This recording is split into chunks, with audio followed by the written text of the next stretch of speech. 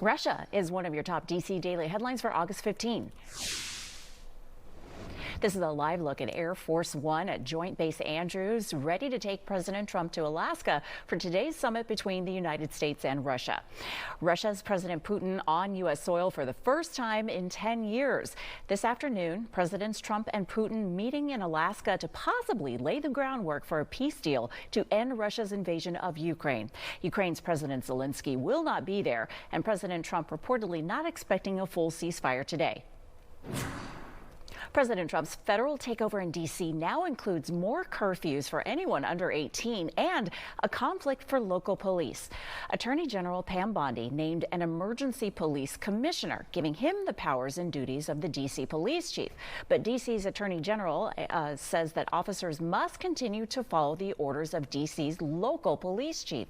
Both D.C.'s mayor and Attorney General say that Bondi's order goes against the law. President Trump cannot wipe out diversity, equity, and inclusion, or DEI programs at schools and universities across the country.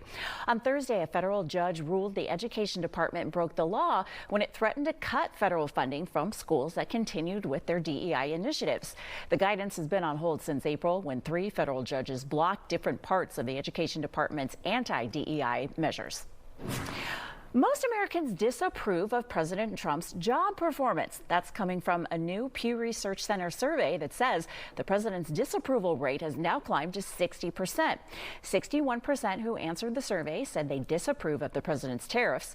46% say they disapprove of the president's budget bill and cuts to programs like Medicaid, while 70% of Americans who answered the survey say they don't approve of how President Trump has handled the Epstein scandal. Today, President Trump will meet with Russia's leader in Alaska to discuss the war in Ukraine. The president saying he is convinced that Vladimir Putin wants to make a peace deal. And Trump says if the meeting goes well, there could be a second or even third meeting with Ukraine's president. Yesterday, both Ukraine and Russia released 84 prisoners of war.